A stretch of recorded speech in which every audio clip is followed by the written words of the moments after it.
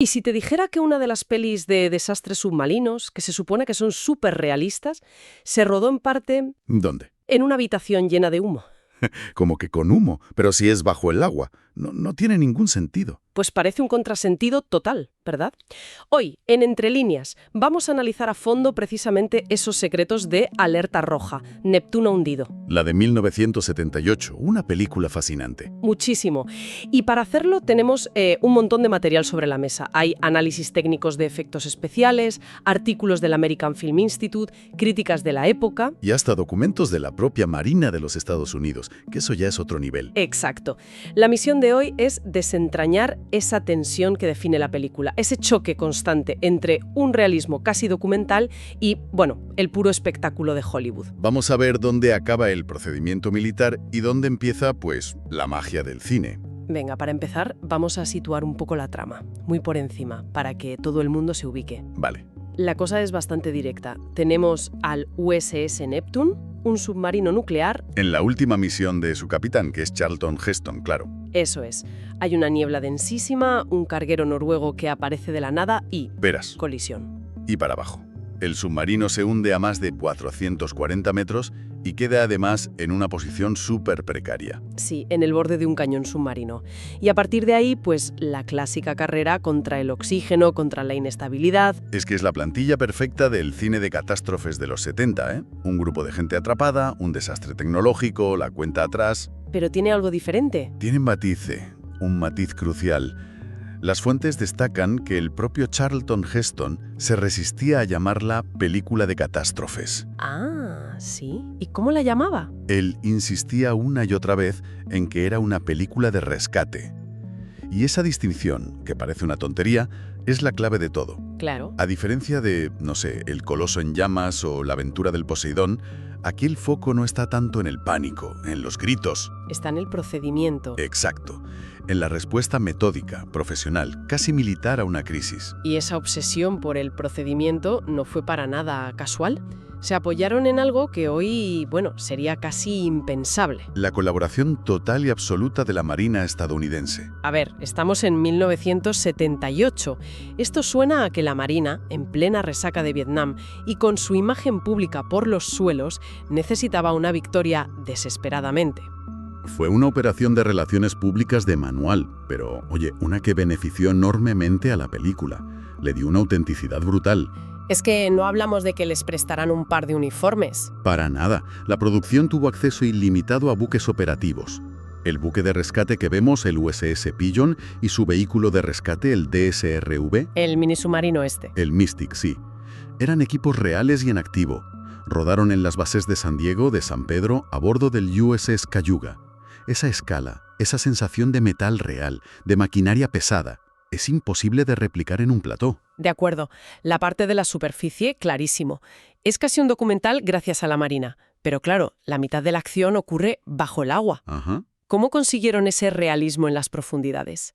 Porque ahí es donde la cosa se pone interesante y un poco turbia. Pues aquí es donde Hollywood toma el relevo de la Marina. Las fuentes describen un enfoque doble. Por un lado, la solución más obvia. Construyeron un tanque de agua gigantesco. En los estudios Universal. Sí, de casi 14 metros de ancho. Y ahí sumergían una maqueta a gran escala del submarino para las tomas más detalladas. Para conseguir el movimiento del agua, las burbujas, el sedimento. Eso es, los detalles realistas. Un momento. Si ya tenían un tanque de esas dimensiones, ¿para qué complicarse la vida con la otra técnica, la del plató lleno de humo? ¿No es totalmente contraproducente? Parece ilógico, sí, pero tiene todo el sentido del mundo desde un punto de vista práctico. Y económico sobre todo. Explícame eso. Llenar un plató de humo es una técnica sorprendentemente efectiva. Y como digo, mucho más barata y controlable que rodar bajo el agua. Más controlable. Muchísimo. Te permite manipular la iluminación con una precisión milimétrica, algo que es casi imposible en un líquido, donde la luz se difracta y se dispersa. Con el humo puedes crear esos haces de luz densos, definidos, que simulan los focos de los sumergibles. Consigues ese aspecto opresivo de las profundidades. Sin el gasto y la complejidad de un rodaje subacuático a gran escala. Exacto.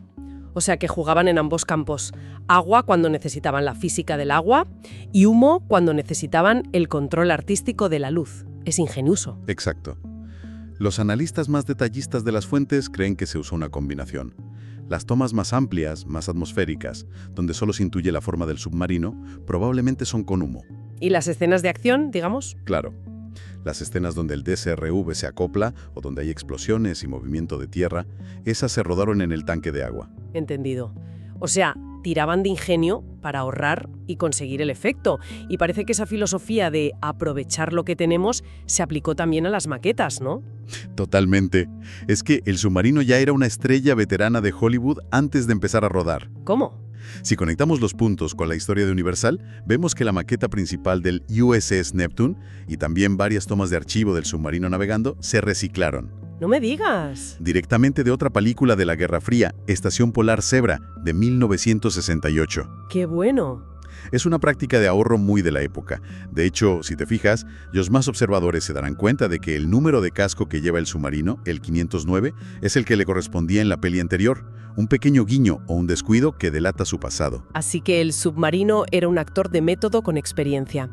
Pero en la tripulación había un par de novatos que acabarían siendo mucho más famosos que el propio atrezo. Sin duda. Esta película fue el debut cinematográfico de Christopher Reeve. Superman. El mismísimo Superman, ese mismo año. Y también de Michael O'Keefe. Reeve tiene un papel muy secundario, eso sí. Es el oficial Phillips, el ayudante del capitán del rescate, Stacy Keach. Y he leído que tenía una estrategia curiosa en el rodaje. Sí, él lo cuenta en su autobiografía con bastante humor. Decía que su estrategia era pegarse todo lo posible a Keach para robar algo de tiempo en pantalla. Jaja, qué grande. Pero, oye, por pequeño que fuera el papel, se lo tomó muy en serio. Absolutamente. Y aquí volvemos a esa dualidad de la película. Reeve se sumergió de lleno en el lado del realismo. Se fue con la Marina. A sus semanas a bordo de los buques antes de rodar. Aprendiendo la jerga, los procedimientos, la forma de moverse. Y hay un detalle que lo demuestra. ¿Cuál? En una escena de cuenta atrás para una detonación, en lugar de decir nine en inglés, dice niner. ¿Qué es el término militar correcto para la radio? Justo, para no confundirlo con five. Es un toque de autenticidad que el 99% del público no notaría, pero que demuestra su nivel de preparación. Un currazo. Eso es fascinante, porque ese nivel de detalle, casi friki militar, choca de frente con otras decisiones de guión, como inventarse conflictos entre la tripulación que, bueno... Que un exoficial de la Marina califica en sus análisis como totalmente inverosímiles. Es como si no se decidieran, o documental o culebrón. Exactamente. Ahí es donde la balanza se inclina hacia el drama de Hollywood. El personaje de Ronny Cox, el segundo al mando, se pasa media película culpando amargamente a Heston por el accidente. En mitad de la crisis. Claro. Según los expertos navales, ese tipo de insubordinación, esa recriminación abierta, es impensable en un submarino. La cadena de mando y la cohesión son sagradas. Es un conflicto añadido artificialmente. Porque la tensión del rescate no les parecía suficiente. Se ve que no. Y aquí es donde todo se complicó, ya desde la sala de guionistas, porque la película se basa en una novela, Event 1000, pero las diferencias son... abismales. Son enormes y todas van en la misma dirección. Sacrificar el realismo por el ritmo del cine. El cambio más bestia es el tiempo, ¿no? El más radical. En la novela, la operación de rescate dura casi un mes. ¿Un mes? Sí, reflejando la complejidad logística y burocrática de una misión así en la vida real. En la película todo se comprime en unas agónicas 48 horas de oxígeno. Es una decisión puramente dramática, claro. Y esa compresión temporal les obliga a inventarse nuevas amenazas que no estaban en el libro. Porque si no se vuelve un poco estático. Claro. Si la única amenaza es que se acabe el oxígeno, la trama se para. Por eso los guionistas crearon los deslizamientos por gravedad. Los corrimientos de tierra submarinos. Eso es. Amenazan constantemente con empujar al Neptune al abismo. No solo añaden un peligro inmediato y muy visual, sino que justifican la urgencia y dan pie a momentos de acción. Son el ejemplo perfecto de licencia poética para mantener al espectador pegado a la butaca. Totalmente. Y esa tensión se traslada también al equipo de rescate, con ese choque de personalidades tan clásico entre el genio inconformista y el militar estricto. Sí, el conflicto entre el personaje de David Carradine, que pilota el mini submarino experimental, y el de Stacy Keach, el comandante de la operación. Es el arquetipo del rebelde con talento contra el hombre del sistema. Aunque el director dijera otra cosa. Bueno, el director defendía que la película no pretendía ser un estudio de personajes, sino un estudio de situación, que el prota era el procedimiento, pero es evidente que no pudieron resistirse a inyectar ese drama personal. Aunque fuera a costa de la verosimilitud. A costa de la verosimilitud. Y hablando de decisiones que afectan al resultado final, aquí es donde todo se complicó, pero en la sala de montaje. Hay decisiones y errores que una vez los conoces te cambian la forma de ver la peli. Por ejemplo, el momento de la colisión. Es un fallo de continuidad garrafal. Cuéntalo. Vemos a Charlton Heston en la torreta del submarino, fuera, dando órdenes mientras el carguero se les echa encima. La proa del barco impacta. Corte.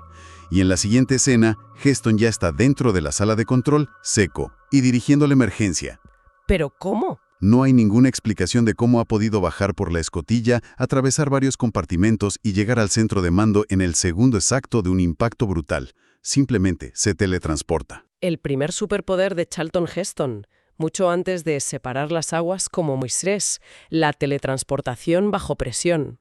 Exactamente. Es un atajo de montaje para no perder ritmo, pero se carga la lógica espacial. Y no es la única víctima de la sala de edición, ¿eh? No. El caso de la actriz Rosemary Forsyth es aún más sangrante. La actriz que interpretaba a la esposa de Heston, ¿verdad? La misma. En los créditos y en todo el material promocional figura como coprotagonista. Su nombre está en el póster. Y en la película. Su papel se ha reducido a una única frase de diálogo por teléfono. Una. ¿En serio? ¿Y eso por qué?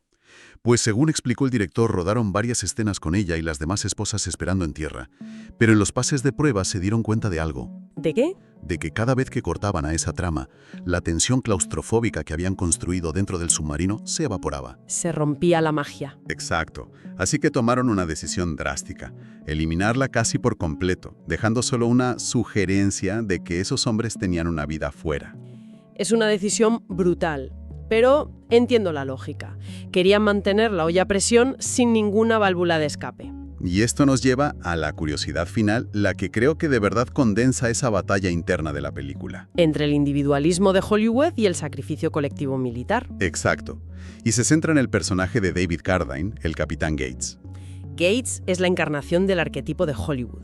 Es el rebelde, el genio inconformista que opera al margen de las reglas. Él y su amigo, Ned Beatty, han diseñado un sumergible experimental, el Snark, que resulta ser la única esperanza para el rescate. Y durante toda la película, su actitud es de desafío a la rígida disciplina de Stacy Keach. Chocan constantemente. Pero al final, cuando todo parece perdido, cuando un último deslizamiento de tierra amenaza con arrastrar al Neptune al abismo con los últimos supervivientes a punto de ser evacuados, su personaje da un giro completo. Es el momento cumbre de la película. Gates toma una decisión unilateral y heroica.